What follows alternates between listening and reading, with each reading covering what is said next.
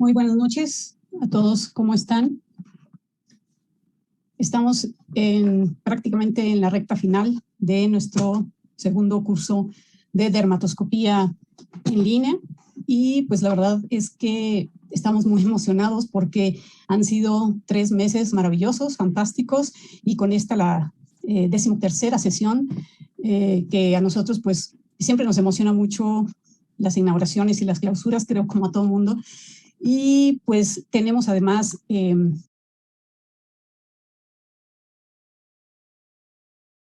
inicio a nuestra última sesión y pues comenzaremos conmigo, con la doctora Elena Domínguez, para quienes no me recuerden, hace un largo agosto que no nos vemos por aquí. Y pues entonces vamos a comenzar. Las preguntas y respuestas, les pediría de favor que pueden irlas anotando en el chat, pero daremos paso hasta el final a las preguntas y respuestas de los casos y pues las pueden ir anotando si gustan en el chat. Y vamos a comenzar entonces con estos casos clínico, dermatoscópico histológicos.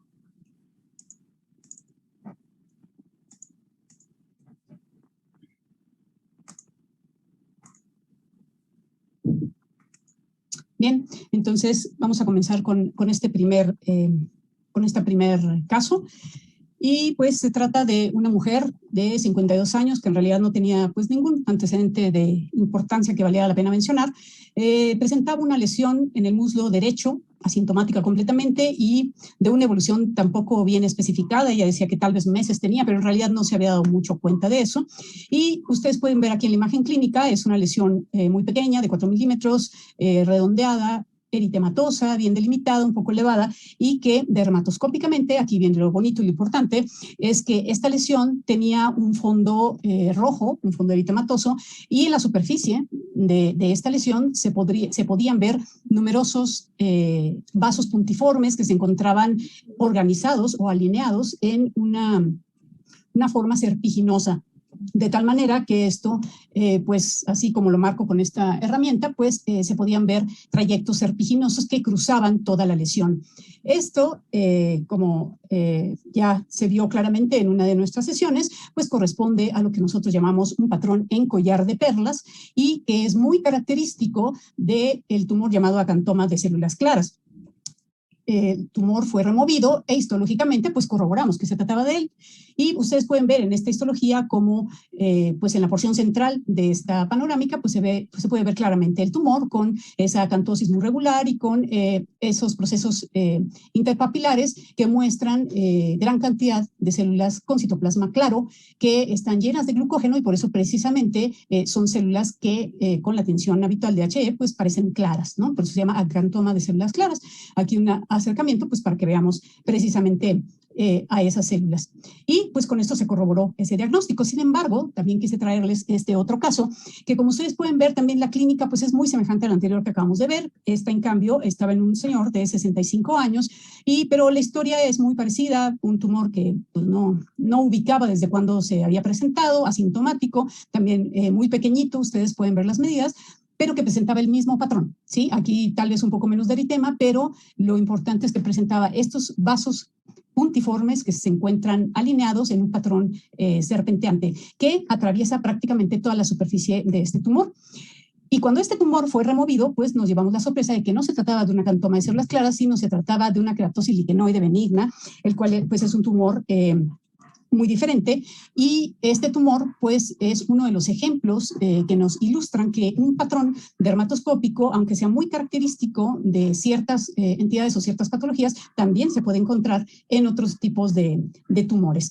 Este último caso se encuentra incluido en un artículo que tuvimos la fortuna de publicar con el doctor Roger González y con la doctora Nisa Akay de Turquía, una de las figuras estrellas renacientes de este mundo dermatoscópico a nivel mundial. Y si ustedes quieren ahora sí que indagar un poquito más sobre el patrón de collar de perlas y ver qué otro tipo de tumores también pueden presentarlo, les recomiendo que lean este artículo que también se encuentra en nuestra página de Comedic.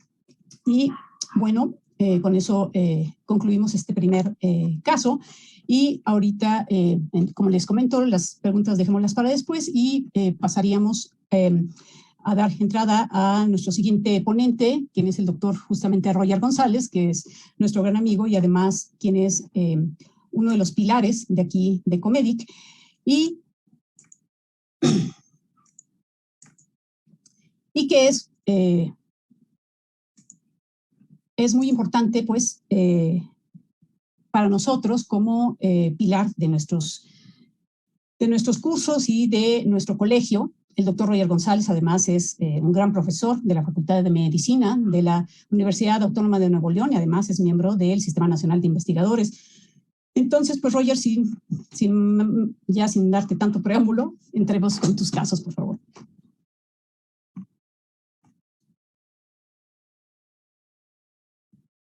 Muchas gracias, Ana. Bueno, déjame nada más, yo tenía aquí la presentación abierta, pero por alguna razón me sacó la presentación, pero aquí la voy a...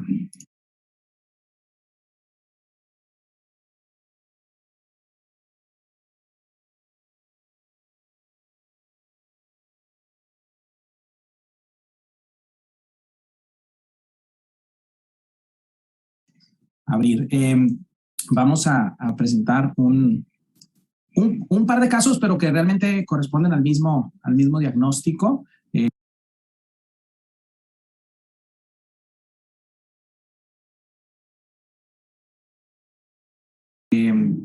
Decidí presentar este caso, digamos, tratando de cubrir digamos, algo que tuviera que ver con los temas que también nosotros pudimos compartir. Y yo, bueno, sin tanto preámbulo también de información clínica, vamos a hablar de estas imágenes.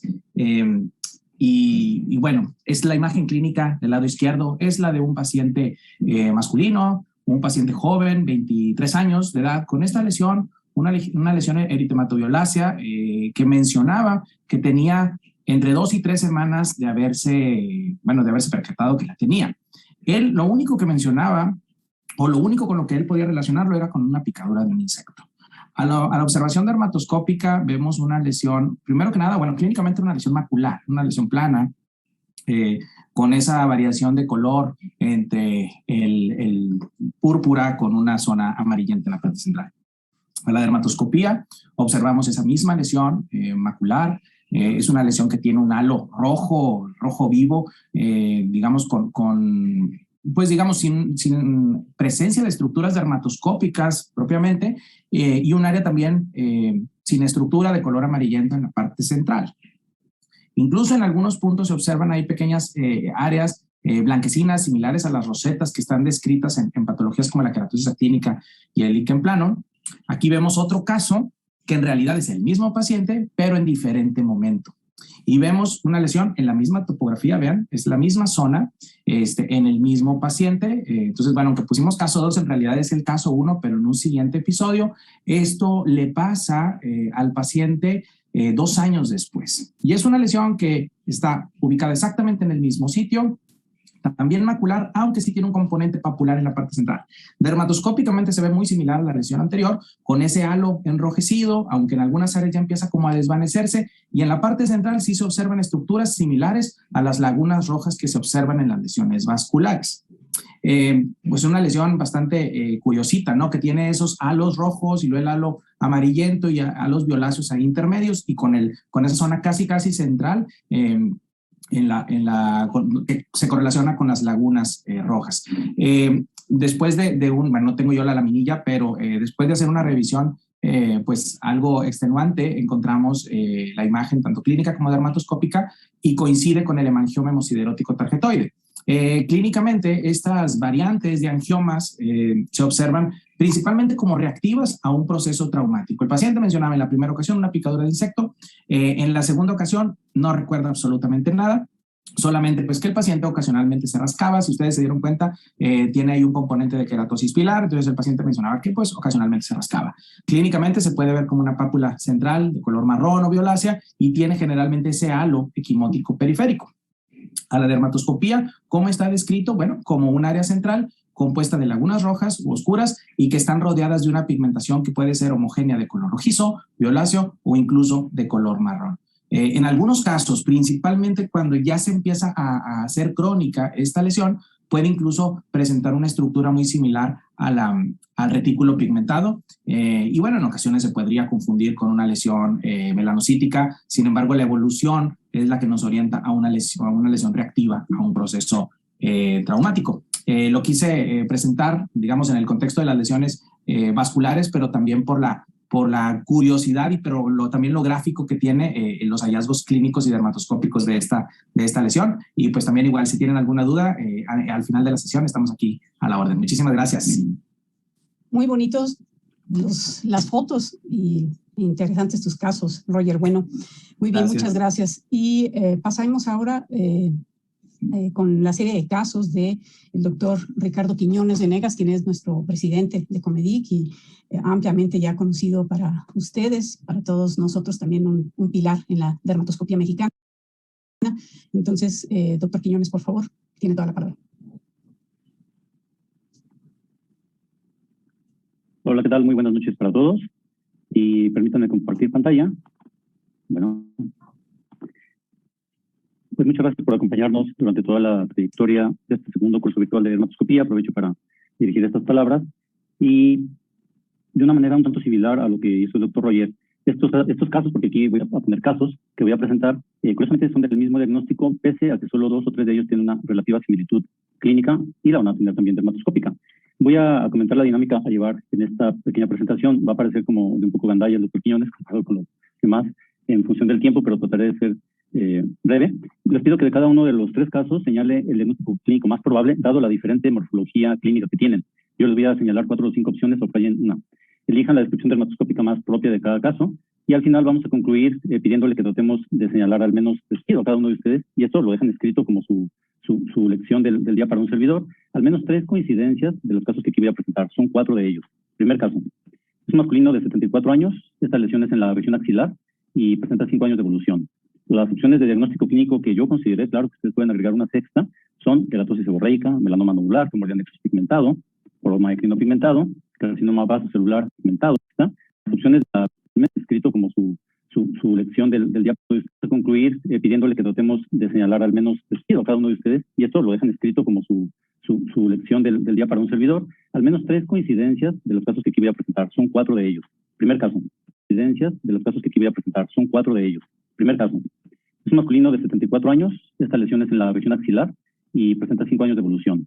Las opciones de diagnóstico clínico que yo consideré, claro que ustedes pueden agregar una sexta, son queratosis seborreica, melanoma nodular, tumor de anexos pigmentado, poroma ecrino pigmentado, carcinoma vasocelular pigmentado.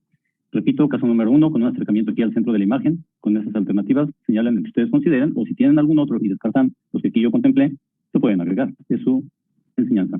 Segundo caso, masculino de 67 años, con una evolución de 9 años, esta neoformación. A excepción de la primera, las demás que voy a presentar presentan costra en alguna parte de la lesión. Las opciones de diagnóstico que consideré son un melanoma amelanótico, un carcinoma de células de Merkel pese, a que no es la topografía más habitual, un tumor de anexos benigno, tumor de anexos maligno, o un poroma ecrino como otra alternativa de diagnóstico.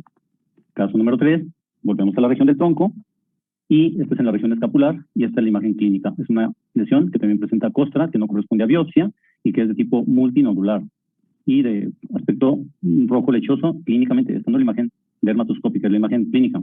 80 años de edad, evolución de 1 año con diagnósticos opcionales de probable dermatofibroma, carcinoma vasocelular, tumor de anexos benigno, poroma ecrino, o algún otro diagnóstico que ustedes consideren. Caso número 4, fíjense que también en axila, aquí ya viene alguna de las coincidencias. Caso poroma ecrino, o también en axila, aquí ya viene alguna de las coincidencias que yo les estoy pidiendo como el último punto a rellenar. Es un masculino de 57 años, con una evolución de 3 años en esta imagen multinodular, muy brillosa, y las opciones de diagnóstico que consideré: melanoma melanótico, dermatofibrosarcoma protuberans, tumor de anexos benigno, lo anterior pero maligno, y finalmente probable poroma ecrino. Pueden ustedes considerar alguna otra posibilidad clínica de diagnóstico. Vamos a la correlación clínico-dermatoscópica, y yo me pregunto, y les pregunto a ustedes, con la imagen dermatoscópica, la impresión diagnóstica que antes consideraron, ¿cambiaría finalmente su diagnóstico? Un acercamiento del caso número 1, muy aparentemente una queratosis seborreica, quizás para algunos otros no, y vean la dermatoscopía. ¿Qué presenta? Fíjense cómo de fuera hacia adentro presenta estas imágenes muy filiformes, muy finas, pero que sí dan el aspecto de hojas de arce. Hacia el centro, Hay un aparente nido ovoide de gran tamaño y puntos de pigmento o glóbulos, podemos considerar, sobre un fondo rojo lechoso muy discreto en la periferia. No hay vasos en esta imagen. Hay mucha carga de pigmento, es la dermatoscopía de luz polarizada, y la de luz no polarizada hace más evidentes las hojas de arce. En esta porción hay un velo azul, y lo que parecería nidos ovoides en esta porción ahora se trasladan a esta parte, nidos ovoides y pequeños glóbulos de pigmento. El fondo rojo lechoso es menos aparente, y vean ustedes ahora con la correlación histopatológica. A partir de la epidermis se desprenden cordones de células basaloides agrupadas en palizadas de células que discurren profundamente. Y vean ustedes cómo la carga de pigmento es importante. En esta porción hay carga de pigmento, lo hay también por aquí, y en diversos cortes de la misma se encontraba pigmento de esta lesión que correspondió al diagnóstico que ustedes ya, quienes dominan la histopatología, saben que es un fibroepitelioma de Pincus. Vamos al siguiente. Esta es la imagen de un fibroepitelioma de Pincus. Vamos al siguiente. Esta es la imagen dermatoscópica.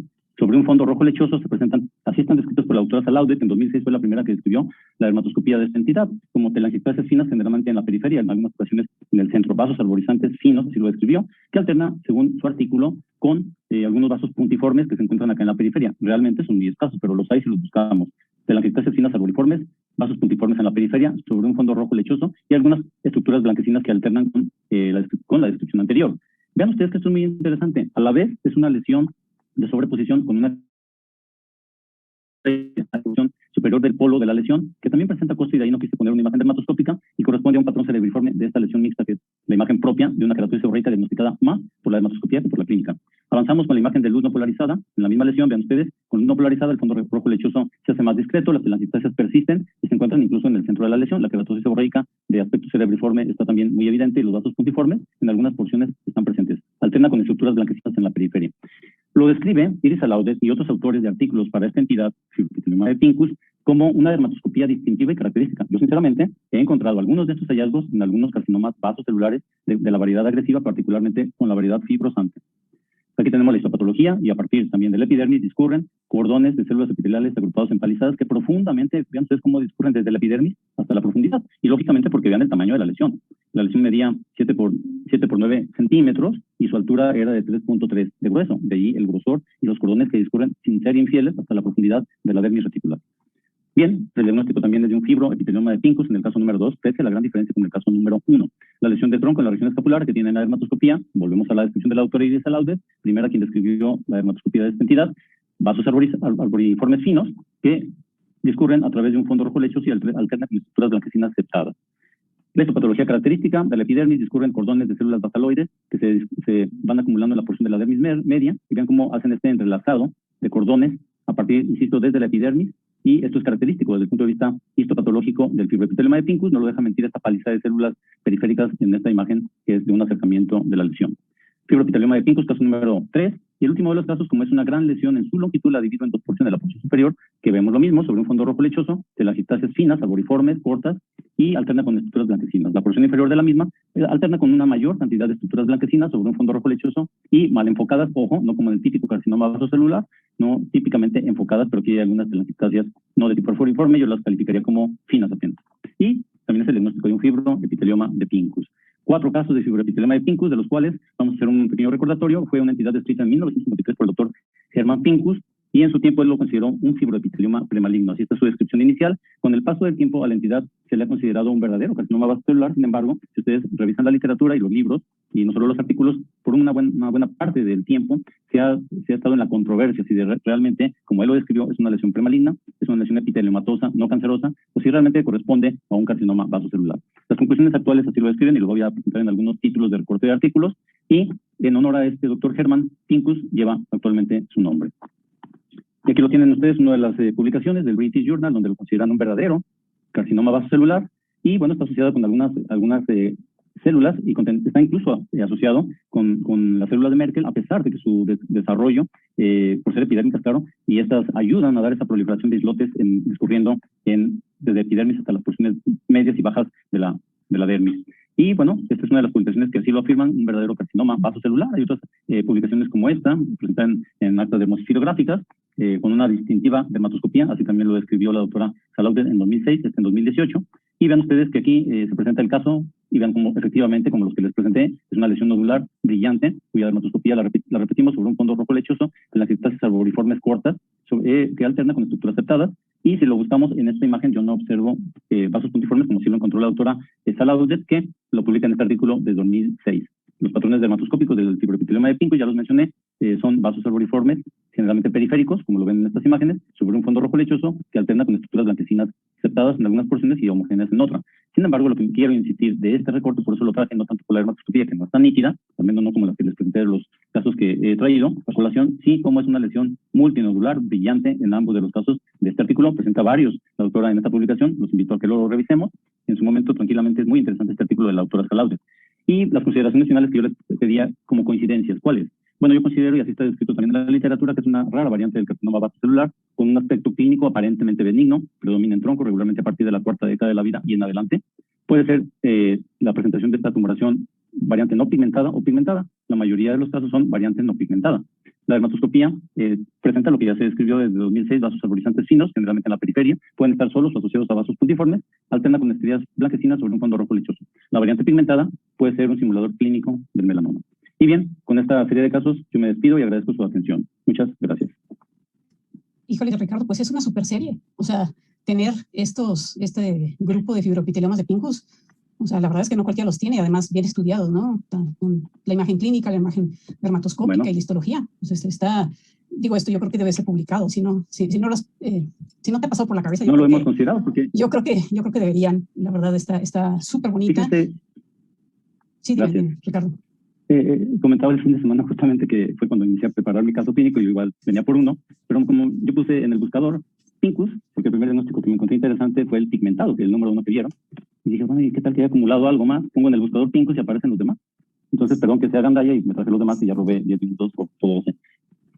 Yo ya dejo la palabra a quien me continúa. Muchas gracias. Y sí, lo vamos a considerar, Ana Elena, sí para publicación, pero invitarles a ti o a la doctora Xochitl que por favor lo incluyan como un tema en el eventual próximo tercer curso, y yo con todo gusto comparto alguno de los casos que de Pincus por ahí debo de tener, pero sobre todo para que ustedes nos enfaticen esta disyuntiva y esta interesantísima imagen histopatológica de esta lesión. Gracias. Vale, Ricardo, lo tomaremos en cuenta, ¿verdad, Xochitl? Sí, claro. Hola, buenas noches. Bien, ¿Puedo hacer un comentario, perdón, antes de sí. solo en relación al fibroepitelioma? En la nueva clasificación de la OMS de los carcinomas vasocelulares, en donde ahora se clasifican como de bajo riesgo, de bajo y de alto grado, por decirlo así, el fibroepitelioma está dentro de la clasificación de los carcinomas vasocelulares de bajo grado. Entonces, esa es la nueva clasificación de la OMS, por aquello del comentario de los artículos, no nada más para que quede claro para todos. Gracias. Muy bien, Xochitl, muchas gracias por tu muy atinado comentario definitivo. Bien, y ahora vamos a continuar con el caso clínico de la doctora Angélica Ruiz, quien es directora académica de Dérmica, la clínica láser, y pues bueno, en aras del tiempo vamos a comenzar con tu caso. Por favor, Angie, tienes la palabra. Hola, ¿qué tal? Buenas noches. Muchas gracias por la presentación y un gusto estar cerrando aquí con ustedes, esperando que hayan aprovechado bastante este curso. Y bueno, quiero incorporar algunas cositas que traté desde la primera sesión, son conceptos básicos, pero bueno, ya a esta altura espero que ya ninguno de ustedes tenga problema en distinguirlo. Va a ser un poco interactivo, si me ayudan a contestar en el chat la respuesta que crean que es la correcta. Se trata de esta paciente femenina de 49 años de edad que acude a consulta por esta lesión en pierna desde hace 2 años, asintomática. Ella creyó que era un lunar, como muchos de los casos, y bueno, al notar que fue creciendo y cambiando de color, acude a consulta. Solo para recordarles un poquito, esta primera diapositiva sobre la primera etapa y segunda etapa de la que hablamos en la primera sesión, sobre cómo distinguir los criterios de lesión melanocítica versus no melanocítica, y comenzamos a evaluar la lesión. Es una lesión un poco grande que comparte algunas características distintas. Entonces, bueno, en una porción, la porción superior, ¿a qué estructura dermatoscópica corresponde lo que está dentro del óvalo? ¿Pseudópodos o red de pigmento atípica? Perfecto. Sin lugar a duda, es una red de pigmento atípica. Y aquí les pongo la imagen comparativa para que no se les olvide. La red de pigmento atípica, como su nombre lo dice, es a forma de una red, de una malla que está entrelazada. ¿Y por qué atípica? Porque en algunas porciones conserva una uniformidad de grosor y en algunas otras se hace más grueso, incluso hasta llegar a ser como si fuera un pigmento homogéneo. Y del lado derecho tenemos una imagen característica de estas proyecciones en estallido de estrella que están compuestos por pseudópodos. En esta otra imagen me gustaría que respondieran qué luz se utilizó. ¿Polarizada o no polarizada? Y aquí la clave está en cómo destacan estas estructuras blanquecinas llamadas crisálidas. Perfecto. Polarizado, ¿por qué? Porque sabemos que la luz polarizada nos ayuda a observar estructuras más profundas que se encuentran en dermis, ya que de esta manera eliminamos el obstáculo del estrato porno que no nos permite observar estructuras a mayor profundidad. Y como les comentaba, estas estructuras en líneas blanquecinas, que más comúnmente son conocidas como cristálidas, no solamente las encontramos en el diagnóstico de este paciente, que muchos ya estarán sospechando, sino también en carcinoma vasocelular. Y bueno, aquí lo que les comentaba, este es un carcinoma vasocelular, como con luz no polarizada, absolutamente podemos observar esas estructuras en crisálida, y con la luz polarizada como destaca. Ahora bien, ¿a qué estructura dermatoscópica corresponde esto que está en óvalo? Perfecto. Sin lugar a dudas, es un velo azul blanquecino, y les pongo aquí, perdón que no avanza rápido.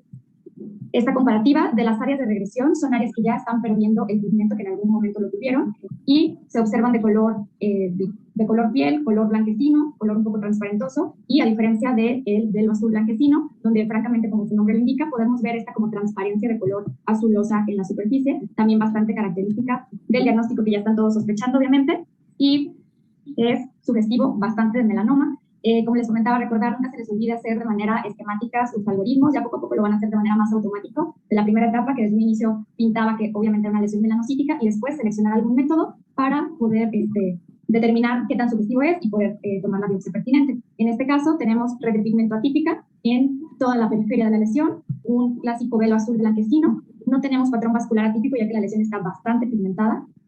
No tenemos proyecciones irregulares o pseudópodos, tampoco hay estructuras de regresión, no hay manchas de pigmento asimétricas, y glóbulos o pigmentos irregulares, pues bueno, es difícil, o sea, no se puede decir tal cual, porque más bien es el pigmento propio de la red atípica. Y bueno, cumple con los dos criterios que otorgan mucho mayor puntos, y bueno, obviamente fue un melanoma, Breslow 4.2, y la paciente fue enviada a hacer screening y fue tratada por el servicio de cirugía oncológica en el Hospital Civil. Bueno, breve, pero espero que hayan recordado un poquito conceptos básicos y, pues, en este caso, representativos. Muchas gracias, Angie. Vamos a pasar ahora al caso de la doctora Andrea Ruiz, quien también es uno de nuestros pilares, miembro y fundadora de Comedic. Y, por favor, Andrea, tienes la palabra. Gracias, Ana. Ahorita les comparto mi presentación. Aquí está. Voy a regresar. Buenas noches a todos. Gracias por estar aquí. Les traigo un caso clínico que, como este año en el curso presentamos en conjunto la doctora Xochitl y yo, ahora ella, como una buena compañera, me compartió este caso. Y está padrísimo porque la verdad se me hizo súper lindo, súper interesante. Y bueno, les presento a este masculino de 17 años de edad, que su motivo de consulta fue acné propiamente de 2 años de evolución y granitos en la nariz de crecimiento rápido de 6 meses de evolución. Refería a traumatismo, automedicación, utilizaba algunos jabones comerciales, utilizaba multivitamínicos que sabemos que pueden agravar el acné. En antecedentes heredofamiliares no contaba con nada relevante, excepto que pues sus hermanos también habían tenido acné.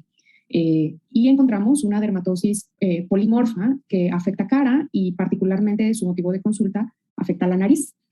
De esta encontramos en la primera dermatosis, bueno, pues encontramos comedones que afectan toda la cara, de predominio en la región centrofacial, y es simétrica y tiene comedones abiertos, comedones cerrados, que a la dermatoscopía ya sabemos describir como aprendimos en el capítulo de inflamoscopía, como puntos amarillos, puntos negros, círculos, eritema perifolicular, algunos vasos lineales curvos alrededor de las lesiones, y como estos pequeños que están aquí, que corresponden a los comedones abiertos y cerrados. Entonces, en la parte de acné ya sabemos describirlos a la dermatoscopía y podemos saber que podemos encontrar en este paciente puntos amarillos, puntos blancos, puntos marronos, círculos marrón, eritema perifolicular y vasos lineales.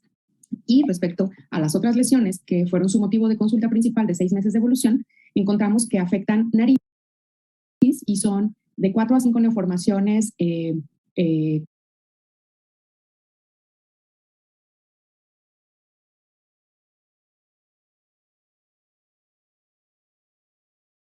cupuliformes, bastante exofíticas, friables, eritematosas, de base ancha y con un collarete queratósico que ustedes ya se estarán imaginando qué es. A la dermatoscopía podemos ver que son áreas rojizas sin estructuras que están rodeadas de un collarete blanquecino, y algunas de ellas la traspasan unas líneas blancas que traspasan toda la lesión, y algunas de ellas presentan estructuras lineales vasculares al centro. ¿Tienen su diagnóstico? pues bueno, este paciente, bueno, esta es otra toma que se me hizo lindísima de la doctora Xochitl, en donde se ve un poco más de lado la lesión y alcanzamos a ver que la base de esta lesión es muy ancha y se alcanza a distinguir muy bien su collarete blanquecino y las estructuras blanquecinas que atraviesan la lesión, que de fondo es una estructura vascular. Además, pues está rodeado de todos sus comedones abiertos y cerrados. Miren esta toma qué linda, a lo mejor alcanzamos a ver incluso aquí algunos vasos, alcanzamos a ver aquí también los comedones abiertos que se describen en dermatoscopía como los puntos marrones, y aquí vemos estas dos lesiones que son hermanitas y estas dos sí presentan muy bien el collarete blanquecino y unos puntos hemorrágicos. Y entonces eso nos recuerda que en el abordaje de lesiones vasculares se describen como lagunas rojas, que cuando solamente son de un color nos guían más hacia estructuras tipo hemangiomas o granulomas piógenos, que ya el doctor Zavallos tiene una muy buena descripción de todos los patrones que pueden presentar. Este paciente pues tenía más de un patrón de granulomas piógenos y contaba pues con casi todos ellos, ¿no? Con la red homogénea, con el área roja homogénea o la laguna vascular, el collarete blanquecino, las líneas blancas que atraviesan la lesión y algunas estructuras vasculares en su interior, porque la toma fue bastante buena y nos permitió observarlo. La doctora decidió tratar al paciente con doxiciclina vía oral cada 24 horas por un mes, un dermolimpiador y su gel de peróxido de benzoilo con clindamicina cada 24 horas por un mes. El paciente regresó a consulta después de un mes de tratamiento con, por supuesto, una mejoría notable en las lesiones de acné, una mejoría notable en la seborrea en general, en la inflamación.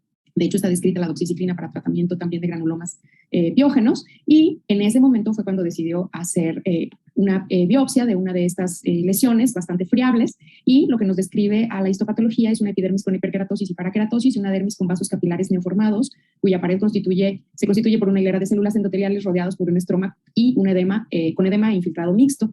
Esto nos lleva al diagnóstico de granuloma piógeno. Entonces, pues, tratando de correlacionar, pues hay algunos reportes en donde nos dice que sí hay granulomas piógenos que pueden coexistir en pacientes con acné, incluso está descrito principalmente en pacientes hombres, principalmente en tronco, asociados a tretinoína tópica. Este artículo del 2004 particularmente son casos asociados a tretinoína tópica, pero también ha estado descrito a isotretinoína oral, granulomas piógenos en tronco y principalmente periunguales.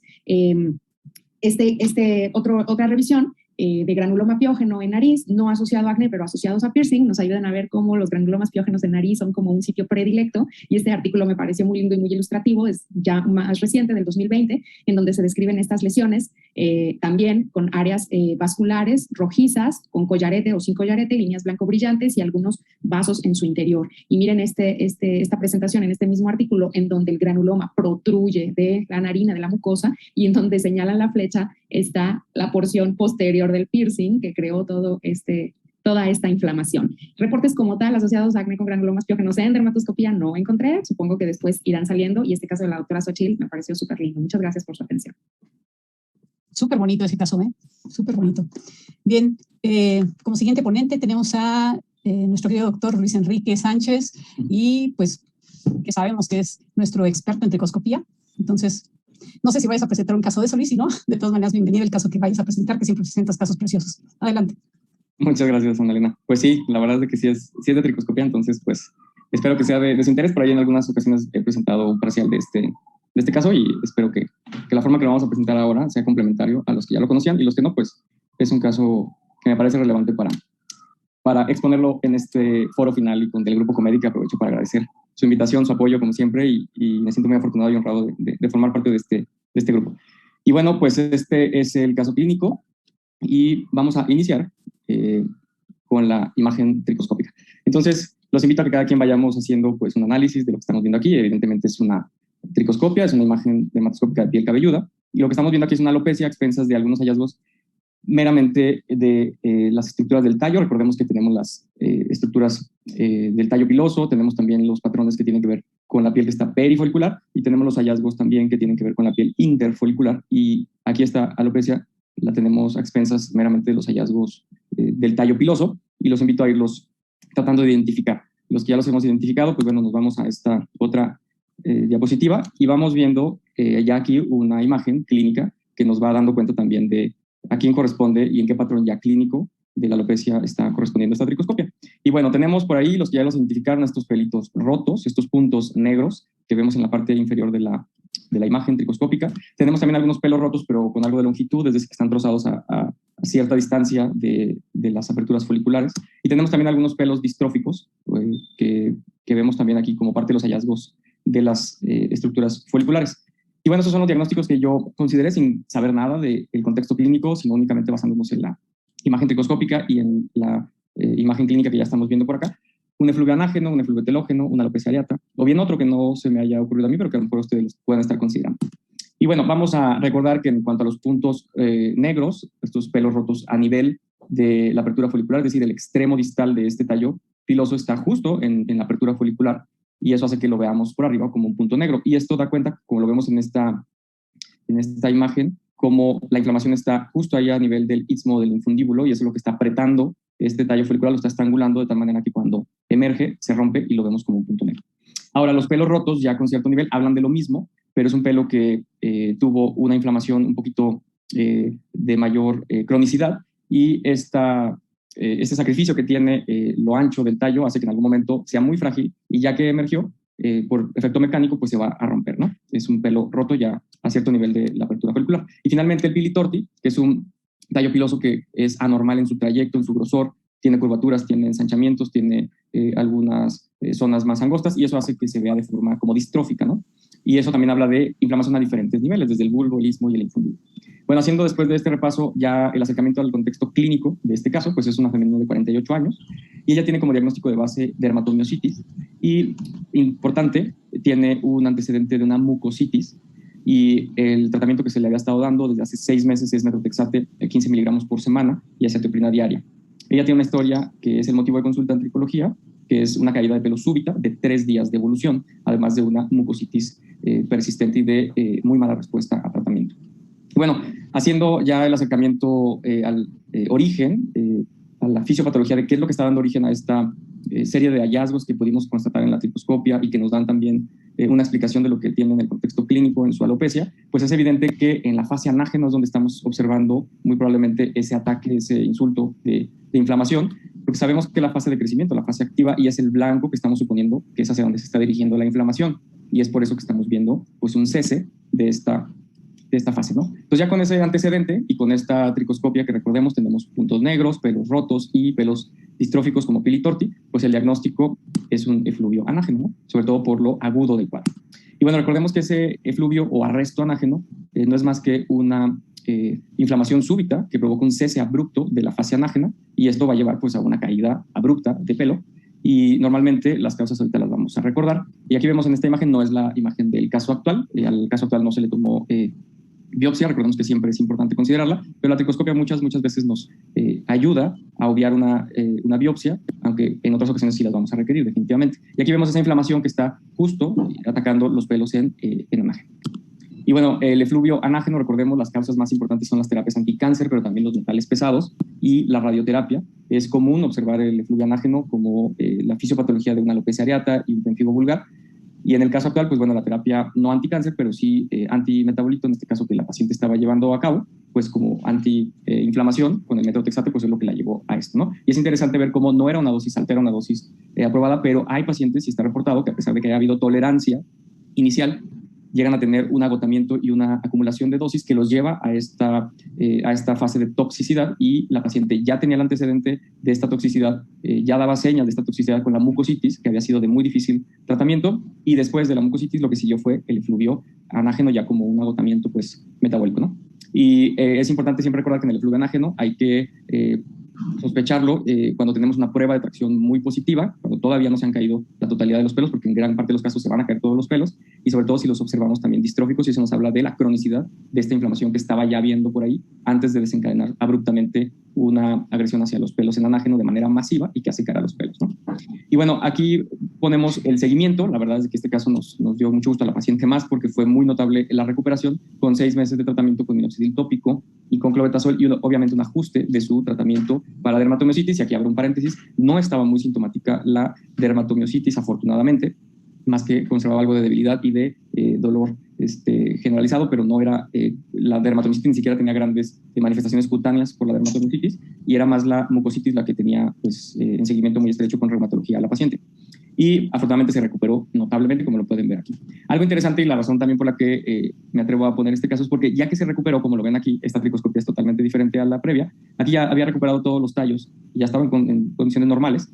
en densidad y en calibre, pero empezamos a ver algo que nos llamó la atención, que son estos vasos que vemos ahí en la piel interfolicular y que aquí en este acercamiento vemos como vasos ectásicos, vasos muy dilatados, y que curiosamente pues nos llamaron la atención porque son muy característicos de las enfermedades autoinmunes, específicamente en dermatomiositis. Y esos vasos dilatados pues, nos hablan de una hiperplasia vascular en la dermis profunda. Y esto ya estaba reportado hace algunos años. Julio Jasso y un grupo junto con la doctora Tosti, un grupo del Hospital Salvador Subirán, hicieron esta revisión de 31 pacientes con dermatomiositis y ya desde acá nos comentaban cómo estos vasos dilatados se presentaban en el 71% de su serie. Y algo muy importante es que es una correlación directa que se observa entre la tricoscopia y la capilaroscopia. Entonces nosotros como curiosidad nos fuimos a ver la capilaroscopia de la paciente y efectivamente los vasos ectásicos dilatados se encontraban no solo en la piel cabelluda, sino también en el pliegue proximal de la mayoría de los dedos de la mano de la paciente. Entonces es importante nunca perder la curiosidad por observar con nuestro dermatoscopio todo lo que podamos y que nos pueda hacer correlacionar lo que vemos en la literatura. Y lo que pongo aquí como comentario final es precisamente que las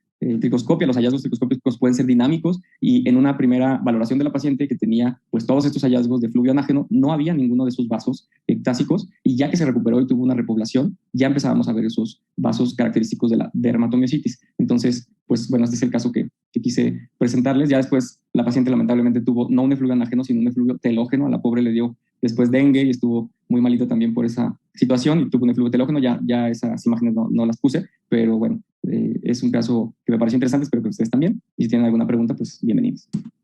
Muchas gracias, Luis. Y bien, les recuerdo que pueden poner sus preguntas en el chat, por favor, para discutirlas al final de los casos. Y finalmente, para cerrar con broche de oro esta sesión de casos, tenemos a nuestra querida Xochitl Valenzuela, dermatóloga y dermatopatóloga, quien actualmente ejerce en nuestro hermano estado de Chiapas, en Tapachula. Adelante, Xochitl, tienes la palabra. Muchas gracias, Ana. Buenas noches a todos. A ver, déjenme... Ahí está. Creo que se comparte bien la pantalla, ¿verdad, Ana? Perfecto. Creo que sí. Si no se comparte, me lo hacen saber, de favor. Gracias por lo de cerrar con broche de oro. Y seré breve porque, bueno, ya muchos estarán cansados por el horario, pero les voy a presentar de una forma un poquito distinta a cómo hemos venido viendo los casos, en donde les presento primero la imagen dermatoscópica. Entonces, ¿qué estamos viendo aquí? Recordando lo que nos decía Angie hace unos momentos, puedo utilizar el método de dos pasos, en donde puedo pensar, bueno, ¿es una lesión melanocítica o no melanocítica? Entonces, así el simple vistazo, por decirlo así, o mi primera impresión, evidentemente es una lesión no melanocítica, no veo pigmento, y entonces empiezo a observar qué me llama la atención. Obviamente me llaman la atención estos vasos, que si los voy clasificando en toda esa descripción de diferentes tipos de vasos que tenemos en la dermatoscopía, pues puedo decir que son arborizantes, algunos un tanto serpinginosos o lineales, ¿no? Otros un tanto más cortos. En este extremo ya me llama la atención el color amarillento, al centro un tanto más naranja, y poniendo un tanto de atención, incluso veo como unas líneas blanco brillantes, que en otras de las imágenes dermatoscópicas más adelante que les voy a mostrar se ven todavía con más claridad, y entonces veo también esas en el lenguaje metafórico llamadas crisálidas, ¿no?